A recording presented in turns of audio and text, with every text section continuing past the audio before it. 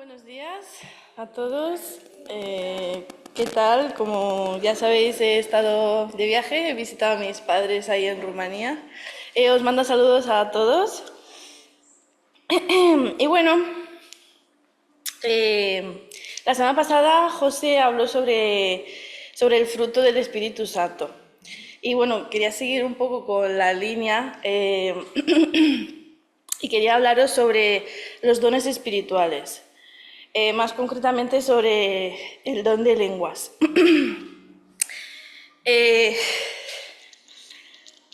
Estoy un poco emocionada. Ya, es que, bueno, yo soy muy emotiva, como ya sabéis. Y lo que quería compartir con vosotros es que durante este viaje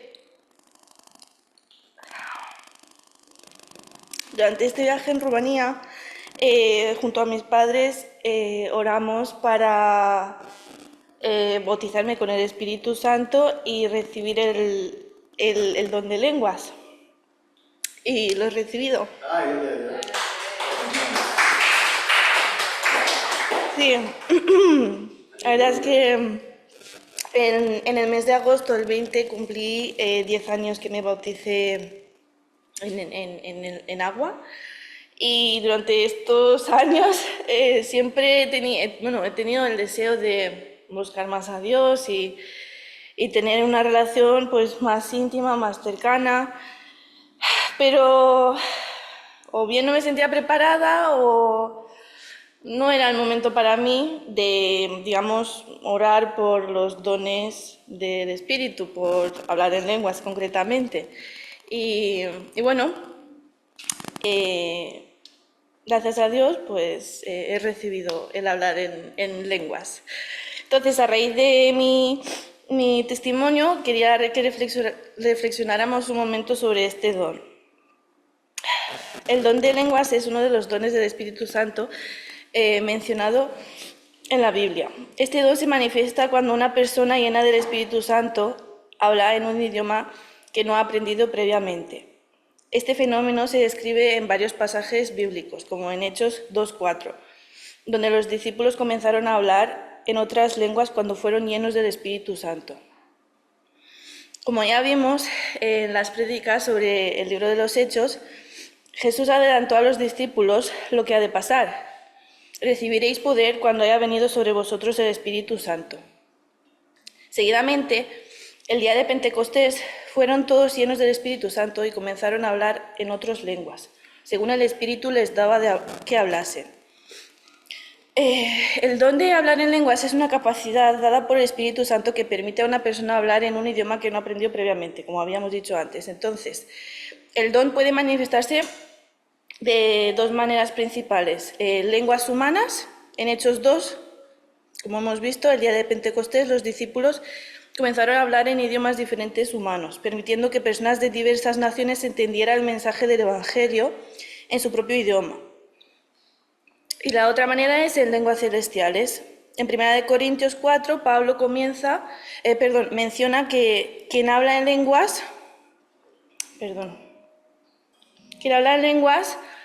no habla a los hombres, sino a Dios, que habla misterios por el Espíritu. Estas lenguas no son necesariamente comprensibles para las personas, para los humanos. Y bueno, ¿y cuál es el propósito del don de lenguas? Uno es la edificación personal. Pablo dice en 1 Corintios 4:4 que quien habla en lenguas se edifica a sí mismo. Este don puede fortalecer la fe personal y la comunión con Dios. Segundo, edificación de la Iglesia. Cuando se acompaña de interpretación, el don de lenguas puede edificar a la Iglesia al comunicar mensajes de Dios a la congregación. Y por último, es una señal para los incrédulos. En 1 Corintios 14:22, Pablo menciona que las lenguas son una señal para los incrédulos, mostrando el poder y la presencia de Dios de una manera tangible. Y bueno, en resumen, la Biblia nos anima a desear los dones del Espíritu, ya que son una herramienta dada por Dios para fortalecer a la Iglesia, promover la unidad y madurez entre los hermanos, entre los creyentes, y glorificar a Jesucristo. Así que vamos a orar. Señor, Padre nuestro que estás en los cielos, venimos ante ti para darte las gracias por tu bondad, por tu sacrificio, por amarnos, por traernos hacia ti, Señor. Queremos darte este día a ti, Padre, que tú te muevas en medio de todos nosotros, que podamos acercarnos a ti, que tú nos hables a nuestro corazón, a nuestro espíritu.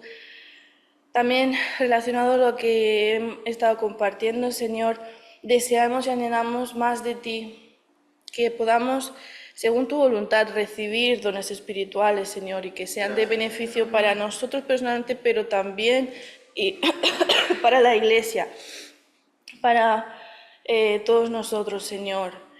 Bendice el culto de hoy, la prédica, Señor, recibe esta alabanza, adoración. Padre, te amamos, alabado seas en el nombre de Jesús. Amén.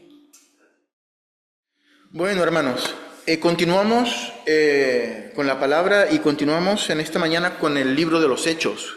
Hemos estado estudiando el ciclo del libro de los Hechos y nos encontramos hoy comenzando el capítulo 9. La semana pasada cerramos el capítulo 8, vamos a abrir nuestras Biblias en Hechos, capítulo 9, y hoy vamos a ver la primera parte del capítulo 9 porque el capítulo 9 es un poquito largo, entonces vamos a ver la primera parte del capítulo 9. Hace unas cuantas semanas, más específicamente cuando estuvimos viendo el capítulo 5 del libro de los Hechos, conocimos a un personaje que se nos presenta dentro de la narración del libro de los Hechos como uno que estaba presente cuando se le hizo juicio a los apóstoles. Lo vamos a tener abierto allí en el capítulo 9, pero estamos recordando una parte de un episodio del capítulo 5, ¿no? Si se acuerdan, los apóstoles estaban predicando la palabra allí en el templo, los encarcelaron, los metieron en la cárcel, les dijeron que no predicaran más y quedaron ahí en la cárcel. Por la noche,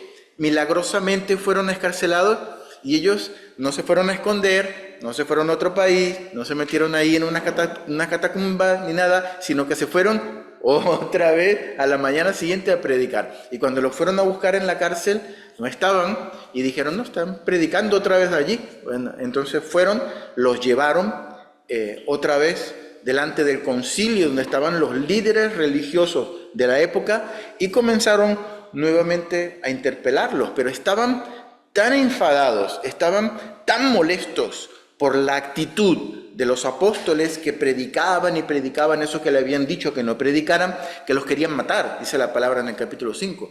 Pero se levantó un hombre, si se recuerdan, un hombre sabio, un hombre respetado por toda la comunidad, un fariseo, se levanta en medio del concilio y seguramente pues una persona de edad, y este hombre se llamaba Gamaliel.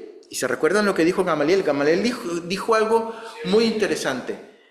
Si es de Dios, pues permanece, si no... Exactamente. ¿Se acuerdan que dijo, pues hace tiempo se levantó uno, tenía 400 discípulos, lo mataron y eso se apagó. Después se levantó Judas, el otro, tenía muchos discípulos, lo mataron, ahí se acabó. Ahora tenemos a estos, al líder, lo mataron. Si esto no es de Dios, se va a acabar solito, no te preocupes. Pero si es de Dios, allí tenemos nosotros un problema porque nos encontraremos luchando en contra de Dios. Y eso hizo que los religiosos se dieran un paso atrás y dejaron pues en libertad a los apóstoles, les regañaron, no prediquen más y eso, y los regañaron y tal. Pero fue eso lo que ocurrió pues ese momento, ¿no? No sabemos... esa persona, ese Gamaliel que se levantó posteriormente en el libro de los Hechos, nos vamos a encontrar de que fue el maestro, el tutor y el mentor del apóstol Pablo. El apóstol Pablo era discípulo de Gamaliel en el judaísmo, ¿no? En el fariseísmo. Y pues no sabemos, no podemos afirmar a ciencia cierta que Pablo se encontraba aquel día en el concilio mientras estaban juzgando a los apóstoles. Probablemente sí o probablemente no, pero sí es muy probable que el razonamiento de Gamaliel haya llegado a los oídos de Pablo, ¿no? Tarde o que temprano haya llegado, ¿no? Y pues Pablo también conocía la manera de pensar de Gamaliel. Capítulo 9, versículo 1 del libro de los Hechos. Saulo, que es el mismo Pablo, ¿verdad? Respirando aún amenazas de muerte contra los discípulos del Señor, vino al sumo sacerdote y le pidió cartas para las sinagogas de Damasco, a fin de que si hallase algunos hombres o mujeres de este camino, los trajese presos a Jerusalén. El capítulo 9 comienza con un Pablo que nos lo dibuja todavía ensañado en contra de la iglesia, ¿no? Dice la palabra respirando amenazas y muerte contra los discípulos. Es una frase muy curiosa que solamente encontramos allí en el primer versículo del capítulo 9, ¿no? La frase respirando del griego es un término que quiere decir como inclinado con cierta intensidad, propenso con pasión, con intensidad. Más o menos como la frase que nosotros hemos escuchado como que se le sale la envidia por los poros. No sé si la habremos escuchado alguna vez. No se tiene tanta envidia que le sale la envidia por los poros, ¿no? O sea, la envidia no sale por los poros, como tampoco se respira amenazas de muerte. Es una manera de hablar diciendo que Pablo, la razón de ser y la razón de vivir de Pablo era precisamente matar y amenazar a los discípulos del Señor, ¿no? Con ese celo la Biblia nos los pinta que Pablo estaba persiguiendo la iglesia, ¿no? Y dice la palabra que él fue y habló con esa influencia que él tenía, habló con el sumo sacerdote. Por la historia nosotros sabemos que el sumo sacerdote se llamaba Caifás, aunque tenía ahí un hijo que también ejercía de sumo sacerdote con él. El oficial era Caifás, y dice que le pidió cartas para las sinagogas de Damasco, ¿no? Damasco era una ciudad muy importante, pero Damasco no formaba parte de la tierra de Palestina, de Israel. Damasco estaba en Siria, más arriba, ¿no? En otra nación, en otro país. Y Pablo sabía que en Damasco había un barrio judío que era muy grande, muy importante, y habían varias sinagogas con judíos que vivían allí en Damasco. Entonces, Pablo necesitaba un documento oficial del liderazgo religioso de Israel que le permitiese ese salvoconducto de ir a otro país y traerse de los pelos a los judíos que estaban en otro país, en las sinagogas de Damasco, pero que estaban predicando este nuevo evangelio para el criterio de Pablo blasfemo. Entonces le va y le dice al sacerdote: dame unas cartas que le sirvan como poder para extraditar, ¿no? Lo que hoy sería pues una extradición a estas personas y traerlos a la cárcel, ¿no? Entonces se iba a meter en esos lugares de ese barrio judío porque sabía que eso podía ser un foco para que siguiera creciendo el evangelio desde allí, ¿no? Entonces le pidió al sumo sacerdote, que era el que le podía dar ese poder para que le diera las cartas. Y Pablo coge las cartas y se va a Damasco, ¿no? De Jerusalén a Damasco hay como unos 4 o 5 días de camino. Hay casi 300 kilómetros. ¿Cómo decirte aquí un poquito más cerca de Madrid, más o menos? Y ahí se fue Pablo con una comitiva, seguramente con sus cartas debajo del brazo o en su maletincillo, ¿no? Feliz de la vida, porque iba con el poder de hacer lo que él creía que estaba haciendo para agradar a Dios, pero en realidad estaba persiguiendo a la iglesia de Dios, ¿no? Y dice la palabra, la última frase del versículo nos dice: a fin de que si hallase algunos hombres o mujeres de este camino, los trajese presos a Jerusalén. No sé si veis en vuestras Biblias, la palabra camino puede ser que esté en mayúscula, ¿no? A los cristianos, en esa época todavía no se les llamaba cristianos, tenían varios nombres. Algunos les llamaban nazarenos y otros les llamaban los del camino, el grupo del camino. Ahí van los del camino. El libro de los Hechos los menciona 4 o 5 veces con este nombre, los del camino. Cuando la Biblia habla de los del camino, con mayúscula, con C mayúscula, sabemos que está hablando de los cristianos, del grupito de los cristianos. Versículo 3. Mas, yendo por el camino, este sí era el camino de verdad, yendo por el camino, aconteció que al llegar cerca de Damasco, ya estaba llegando a la ciudad, repentinamente le rodeó un resplandor de luz del cielo, y cayendo a tierra, oyó una voz que le decía: Saulo, Saulo, ¿por qué me persigues? Él dijo: ¿quién eres, Señor? Y le dijo: yo soy Jesús, a quien tú persigues. Dura cosa te es dar coces contra el aguijón. La voz repite el nombre de Pablo 2 veces. En la cultura judía, repetir el nombre 2 veces quiere decir: presta atención, que estoy hablando contigo, presta atención. Y Jesús le pregunta que por qué le estaba persiguiendo. Aquí probablemente tenemos a un Pablo, imagínate, ponte en el lugar de Pablo. Tenemos un Pablo que iba contento con sus cartas a Damasco a traerse a los blasfemos a la cárcel, creyendo que estaba agradando a Dios. De repente una luz que hace que se quede ciego, que no puede ver, un resplandor que le ciega, cae a tierra y escucha una voz que dice: Pablo, Pablo, ¿por qué me persigues? Yo creo que aquí tenemos un Pablo que se le viene a la mente un montón de cosas, entre ellas la muerte de Esteban que había ocurrido hace unos días. Y recordar a ese Esteban a punto de ser apedreado hasta la muerte, diciendo: veo los cielos abiertos y al Hijo del Hombre allí de pie a la diestra de Dios. Y también le retumbarían en la mente esas palabras de su maestro Gamaliel, que le decía: si esto que está ocurriendo no es de Dios, se va a dispersar. Pero si es de Dios, estaremos luchando contra Dios. Y aquí Pablo se encuentra precisamente en esa tesitura. Se da cuenta que está luchando en contra de Dios. Y aquí Pablo dice: aquí yo estaba metiendo la pata hasta el fondo.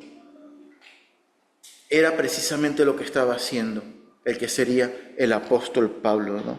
Hasta ese momento pensaba que estaba agradando a Dios, pero lo que estaba haciendo era yendo en contra de Dios, hasta que Jesús se revela a su vida. Hay manuscritos, sabes que en la Biblia que tenemos hoy ha sido escrita no con los manuscritos originales, sino con copias de copias, y la gente cuando recibía la carta de Pablo o de Pedro en las iglesias, pues la copiaban para quedarse una copia de ellos también. Todas esas copias, algunas se perdieron, otras quedaron una partecita solo. Entonces la Biblia hoy la tenemos, algunas cartas estarían completas, otros libros estaban por partes y los fueron uniendo. La parte que dice: dura cosa te es dar coces contra el aguijón, no está en algunos manuscritos, sobre todo en algunos manuscritos más antiguos. La última frase del versículo 5: dura cosa te es dar coces contra el aguijón. Significa como dar patadas en contra de un aguijón, ¿no? Algo que, o sea, imagínate darle patadas a algo que te puya, es una tontería, ¿no? Es lo que más o menos se estaba refiriendo el Señor con eso. Entonces es probable que algún copista haya añadido esa frase, ¿no? Pero esa frase, Pablo, cuando cuenta su testimonio más adelante en el mismo libro de los Hechos, sí que la dice. Entonces es probable que algún copista, para tener como coherencia con lo que Pablo dice después, que ya lo veremos más adelante, capítulo 20 y pico, le da pues coherencia pues a esa frase, y puede ser que la haya añadido, ¿no? Versículo 6. Lo aclaro esto porque es probable que en alguna Biblia, en alguna versión de la Biblia, no aparezca eso. En la Nueva Traducción Viviente no te va a salir, por ejemplo. En la nueva versión internacional creo que tampoco va a salir. Incluso en la Reina Valera contemporánea, la más moderna, tampoco sale esa frase. En la Reina Valera 60 sí que sale la frase, dura cosa. O sea, lo digo un poco por si alguna tiene una versión diferente, pues se va a ver que esa parte no está allí. Versículo 6. Él, Saulo, temblando y temeroso, dijo: Señor, ¿qué quieres que yo haga? Y el Señor le dijo: levántate y entra en la ciudad, y se te dirá lo que debes hacer. Y los hombres que iban con Saulo se pararon atónitos, oyendo a la verdad la voz, mas sin ver a nadie. O sea, los hombres que estaban con él escuchaban que había una voz que hablaba, pero no sabían ni dónde venía, ni quién hablaba, ni nada. Solo Saulo estaba allí, cegado por la luz en el suelo. Entonces, versículo 8, Saulo se levantó de tierra y abriendo los ojos no veía a nadie, porque estaba ciego, había quedado como deslumbrado por la luz. Así que, llevándole por la mano, le metieron en Damasco. Las personas que iban con Pablo, pues lo ayudaron a levantar, lo cogieron y bueno, Pablo, vamos allí a Damasco. Versículo 9, donde estuvo 3 días sin ver y no comió ni bebió. Estaba tan en shock, pienso yo, que pues no le dio ni hambre, ni comió, ni bebió, y estuvo ciego durante 3 días, ¿no? O sea, aquí vemos un encuentro con Jesús tan intenso que Pablo no se pone a discutir con la voz, no se pone a decir: Señor, pero yo estaba pensando que hacía lo bueno para ti, tal, qué sé yo. Él tiene un encuentro tan personal y tan intenso con Jesús que él entendió que todo lo que él estaba haciendo hasta ese momento era ir en contra precisamente de Dios, y hubo un cambio seguramente allí en su corazón. Él estaba yendo detrás de aquellos que él llamaba los del camino, y que ellos realmente estaban predicando al Mesías, que estaba a la diestra del Padre y que era Dios. Y las palabras de Pablo fueron: ¿qué quieres que yo haga? Básicamente se puso a disposición de Jesús, a disposición del Mesías, ¿no? Y da la impresión de que, mira cómo es también el Señor, hasta poético, ¿no?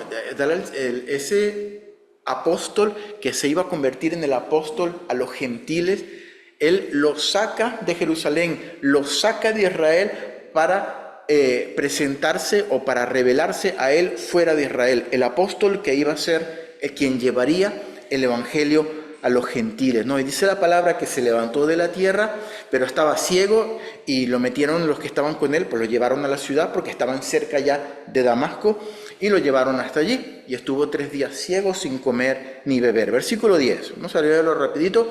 Había entonces en Damasco, en la ciudad allí de Siria, un discípulo llamado Ananías. Este seguramente pues era uno que había conocido al Señor en Jerusalén, y que gracias a la dispersión que vimos un par de semanas atrás, pues se fue a vivir allí a Damasco, porque muchos se fueron y allí estaban predicando la palabra en todos los lugares, ¿no? Y había un discípulo, un creyente, una persona que había creído en Jesús en Damasco, por allí, a 300 kilómetros de Jerusalén, que se llamaba Ananías.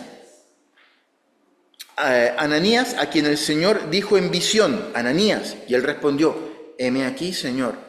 Versículo 11, y el Señor le dijo: levántate y ve a la calle que se llama Derecha. Había una calle en Damasco que se llamaba la calle Derecha, que es cuando tú vas, tienes que ir a la derecha para ir.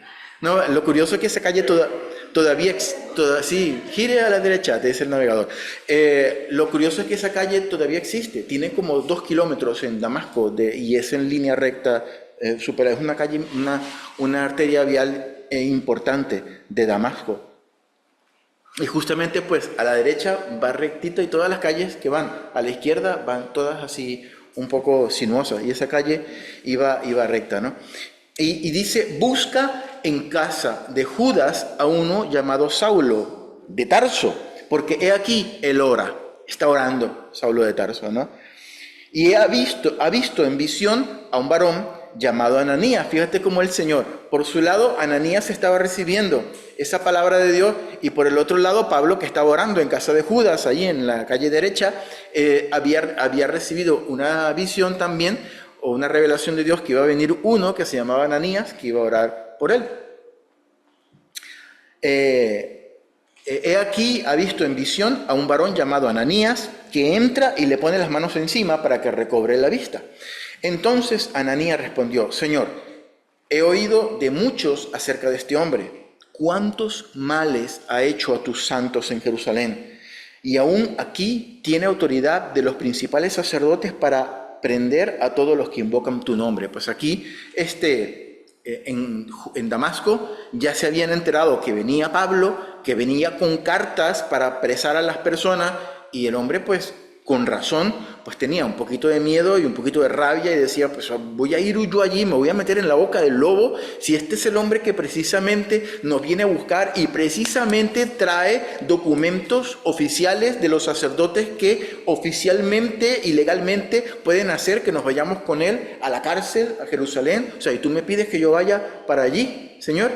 Y el Señor le dice, versículo 15, el Señor le dijo: porque instrumento escogido me es este, para llevar mi nombre en presencia de los gentiles y de reyes y de los hijos de Israel. Versículo 16, porque yo le mostraré cuánto le es necesario padecer por mi nombre.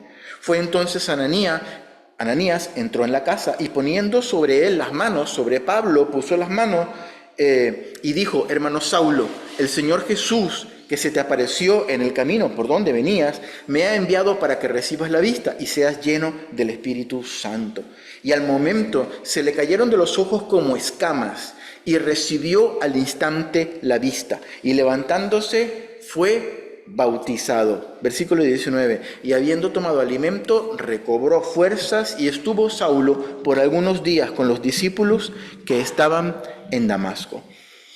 Luego, en los versículos del 20 al 25, simplemente que nos narra que Pablo se queda predicando en Damasco, pero hay confusión de los judíos que vivían en Damasco. ¿Por qué? Porque este era el Pablo que todo el mundo sabía que mataba a cristianos y ahora está como predicando a Jesús. ¿Será que le creemos? ¿No le creemos?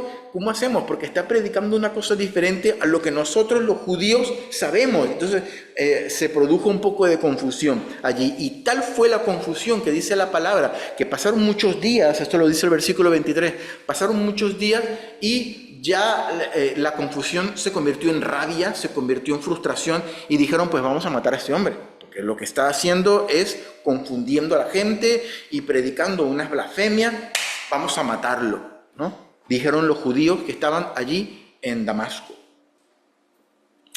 Entre paréntesis, esos muchos días que habla el versículo 23, lo más seguro es que hayan sido casi 3 años que Pablo se quedó allí en Damasco. Porque Pablo lo dice después en la carta a los Gálatas.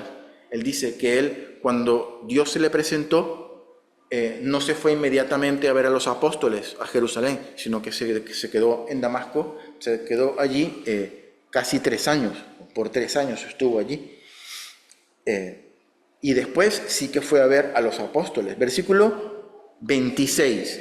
Cuando llegó a Jerusalén, aquí Lucas hace un súper resumen, ¿no? Pasan esos 3 años y se supone que Pablo llega a Jerusalén. Cuando llegó a Jerusalén, trataba de juntarse con los discípulos, pero todos le tenían miedo. Nadie creía que ese hombre se había convertido realmente al evangelio. O sea, yo me imagino que muchos habrán pensado: pues está disfrazado un poco para que llegaba y ¿qué? ¿Tú eres cristiano, no? Yo no sabía si decirle que sí o que no, porque si le decía que sí, igual, le ponían las esposas y se lo llevaba. Entonces, todos le tenían miedo, ¿no? No creyendo, dice la palabra, que fuese discípulo. Entonces, Bernabé, este Bernabé que vemos aquí, es el mismo Bernabé que vimos al principio de Hechos, que tenía una heredad, la vendió y le dio el dinero a los apóstoles para que lo entregaran pues a la iglesia, ¿no? Este Bernabé se llamaba José y Bernabé significa hijo de consolación. Y este hijo de consolación, haciendo honor a su sobrenombre, igual era una persona muy pacificadora, que intentaba que todo el mundo estuviese bien y cordial, ¿no? Y intentaba pues arreglar los problemas de las personas. Pues se encontró con Pablo y fue el que trajo a Pablo a los apóstoles. Dice el versículo 27, entonces Bernabé, tomándole, lo trajo a los apóstoles y les contó cómo Saulo había visto en el camino al Señor, el cual le había hablado, y cómo en Damasco había hablado valerosamente en el nombre de Jesús, y estaba con ellos en Jerusalén, y entraba y salía y hablaba denodadamente en el nombre del Señor, y disputaba con los griegos, pero estos procuraban matarle. Aquí los griegos se refiere a los judíos helenizados, ¿se acuerdan? Los judíos que hablaban griego, que tenían unas sinagogas allí ellos eran los mismos que habían matado a Esteban. Y ahora viene Pablo a continuar el trabajo de Esteban, a seguirle predicando a los judíos que estaban en las sinagogas de corte griego, ¿no? Pero estos procuraban matarle también, querían también matar al apóstol Pablo. Cuando supieron esto, los hermanos, los apóstoles y todos los demás discípulos, le llevaron hasta Cesarea y le enviaron a Tarso. Entonces, versículo 31, en las iglesias tenían paz por toda Judea, Galilea y Samaria, y eran edificadas andando en el temor del Señor, y se acrecentaban fortalecidas por el Espíritu Santo, ¿no?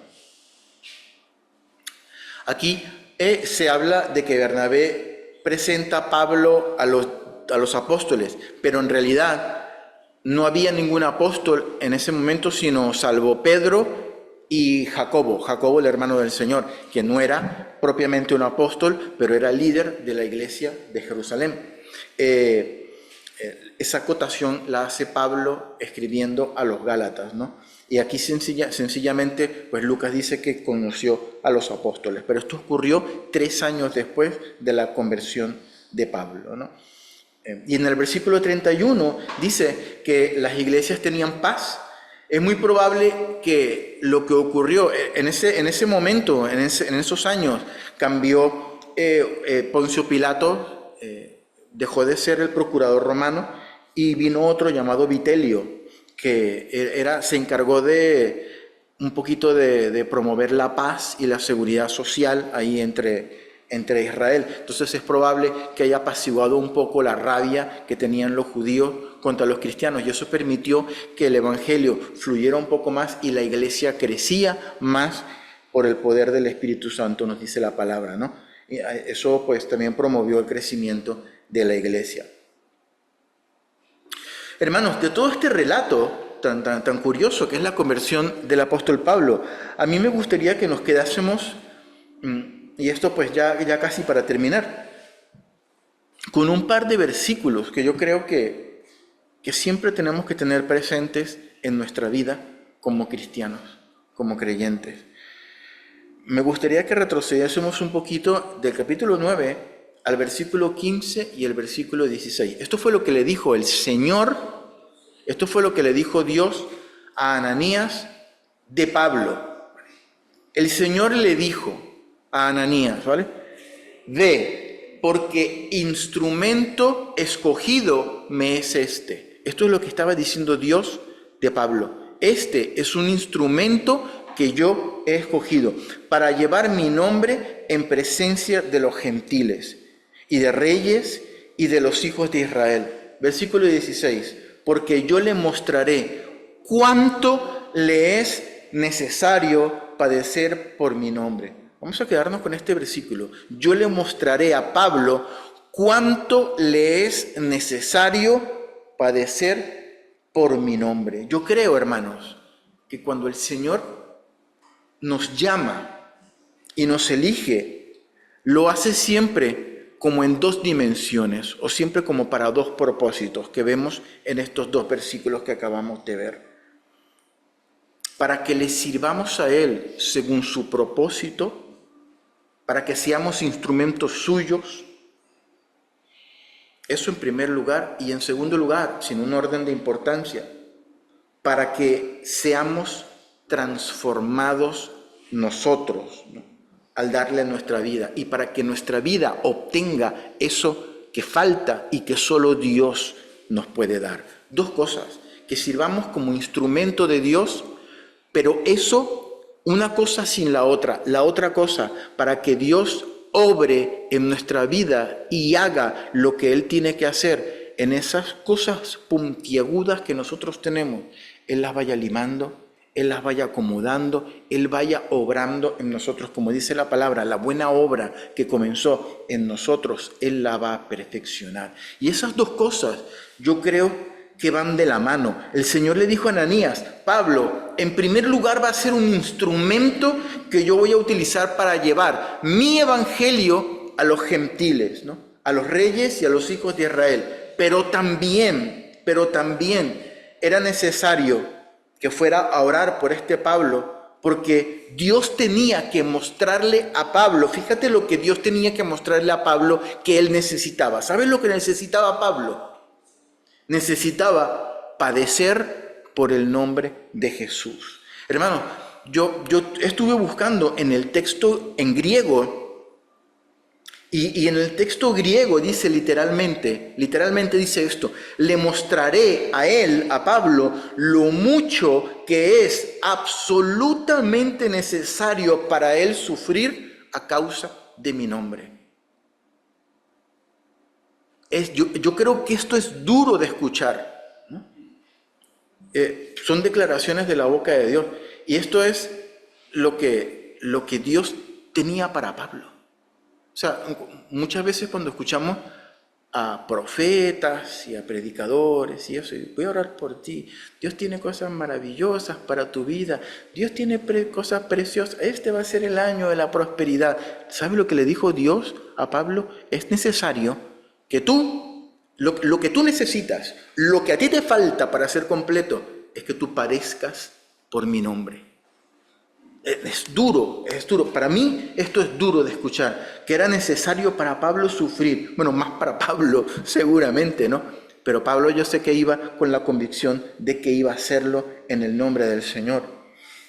Mateo 6:8 dice, hermanos, que el Padre, Mateo capítulo 6, versículo 8, dice que el Padre sabe de qué cosas nosotros tenemos necesidad, incluso antes de que se las pidamos. ¿Sabes cuál era la necesidad que tenía Pablo antes de que se lo pidiera?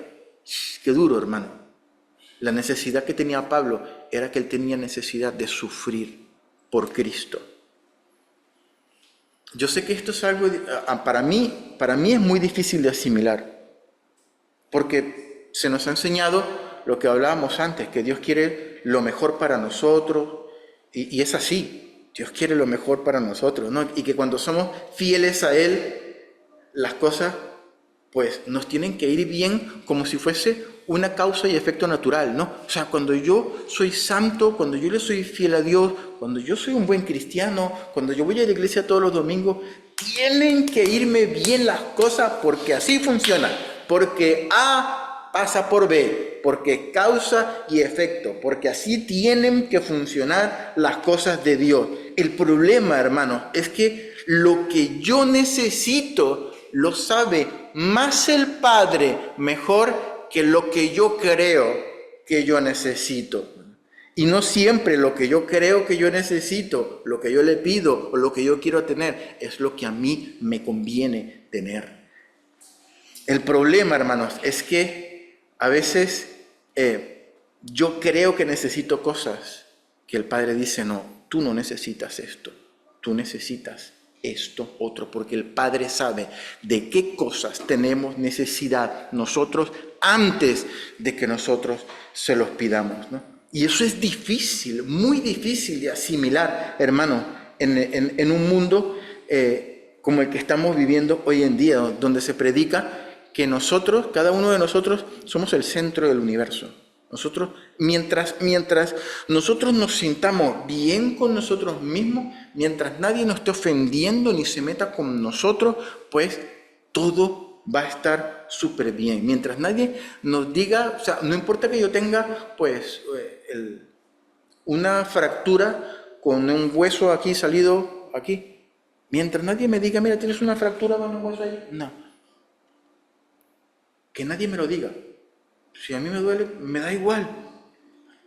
mientras tú seas el centro del universo, pues todo va perfecto, ¿no? Si tú quieres, hoy en día vivimos en un mundo que si tú quieres que se dirijan a ti en un pronombre en particular, yo creo que se dirijan a ti, a mí, en ellos, ellas, qué sé yo, una cosa así, pues mientras las personas se dirijan contigo en ese pronombre hacia ti, en ese pronombre, pues todo está bien, todo está bien. Pero hay de aquel, el que se dirija hacia ti con un pronombre diferente, porque lo puede incluso, hay personas que lo han metido incluso en la cárcel por esa estupidez y por esa tontería, ¿no? Porque eso es lo que nos enseña el mundo hoy en día.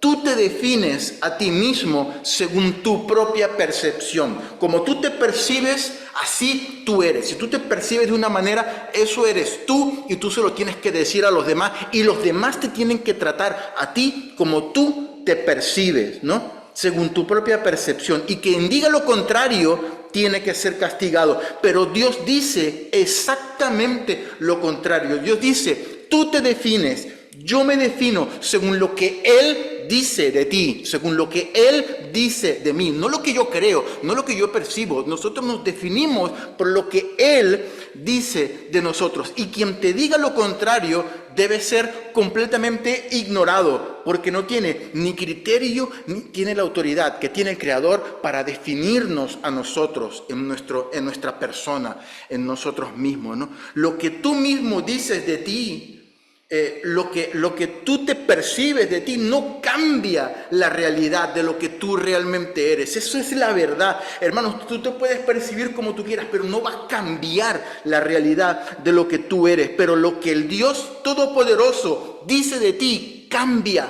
radicalmente tu ser, porque lo cambia de adentro para afuera. Esa es la gran diferencia entre el sistema del mundo y el sistema de Dios. Las palabras de Dios para Pablo fueron: tú necesitas sufrir por causa de mi nombre. Eso es lo que tú necesitas para yo poder usarte, para yo poder tenerte como un instrumento que glorifique mi nombre, para yo poder moldearte, para yo poder trabajar esas áreas que necesitan ser trabajadas, para que tú llegues a ser el hombre que yo quiero que tú seas, según mi voluntad y según mi propósito, para que tú deseches todas esas cosas que dañan tu vida y te apartan de mí, te apartan de la gracia de Dios. Tú necesitas sufrir por causa de mi nombre. Dios sabía que eso era lo que necesitaba Pablo.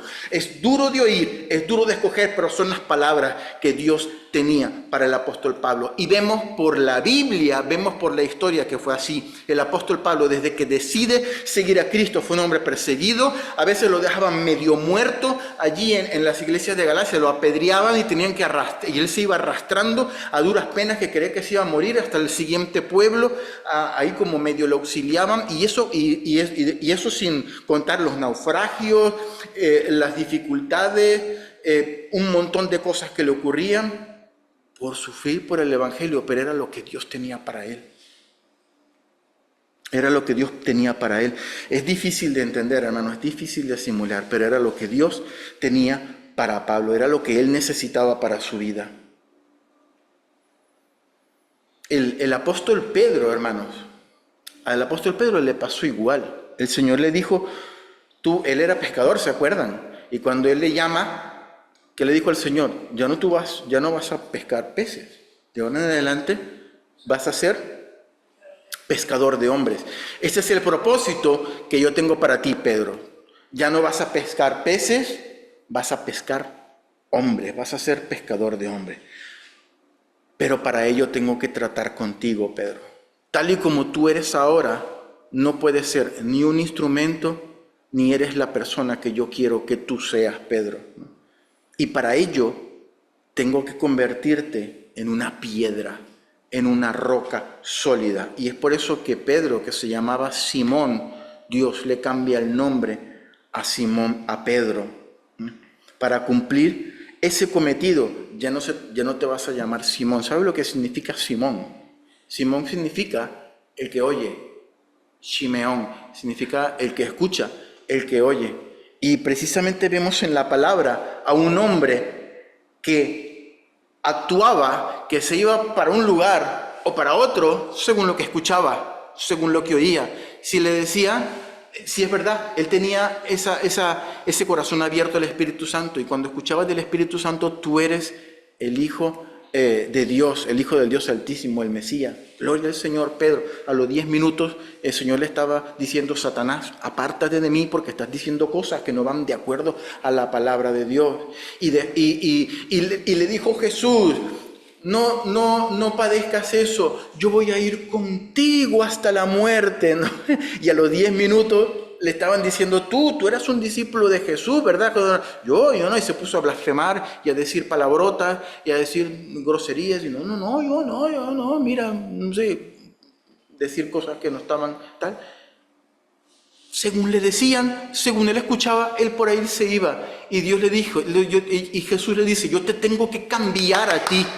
No solamente tú tienes un propósito como Pablo, que tenía el propósito de ser instrumento a los gentiles, tú también tienes el propósito de ser pescador de hombres, pero yo tengo que tratar contigo también. Yo no solamente elijo propósitos o instrumentos, porque yo los instrumentos los puedo fabricar yo mismo. Para mí el importante eres tú, para mí el importante eres tú, Rocco, eres tú, Adi, eres tú, Ketty, eres tú, Alba, eres tú, Zoraida, eres tú, Milagro. Somos los importantes para Dios, y Dios hace un tratamiento diferente en cada persona. Somos importantes, y eso es lo principal. Y le dice a Simón: ya no te vas a dejar de llevar por lo que oyes, ahora vas a ser una roca, una piedra. Pedro significa precisamente eso, piedra, porque yo te necesito que tú seas una piedra. Yo te necesito como un hombre, que no seas voluble, que no seas cambiante, que no seas impulsivo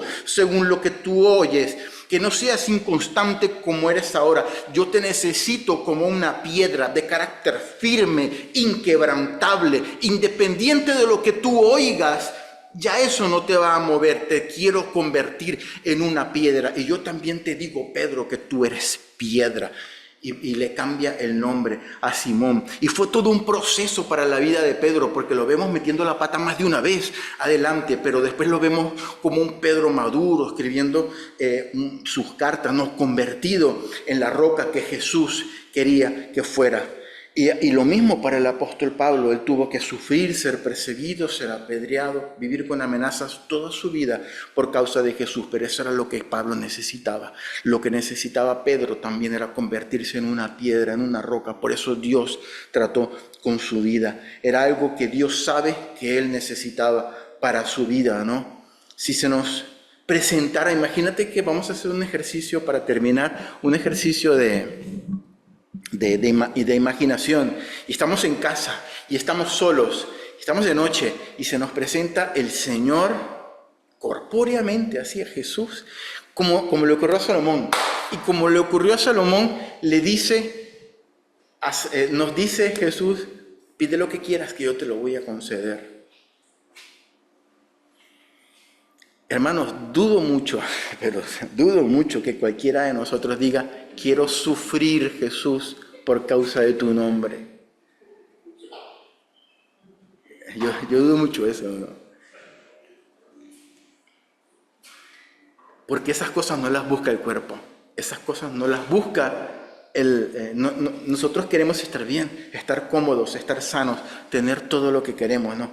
Pero Dios realmente sabe de lo que nosotros estamos necesitando. Y muchas veces eso que necesitamos lo encontramos en medio de la prueba, en medio del desierto, en medio de la dificultad, en medio del problema, en medio de la soledad. Ocurre así, hermanos, porque Dios sabe que lo que necesitamos lo tenemos allí, en ese lugar complicado, en ese lugar difícil, en ese lugar que nos saca lágrimas, en ese lugar que nos saca dolor, pero está allí.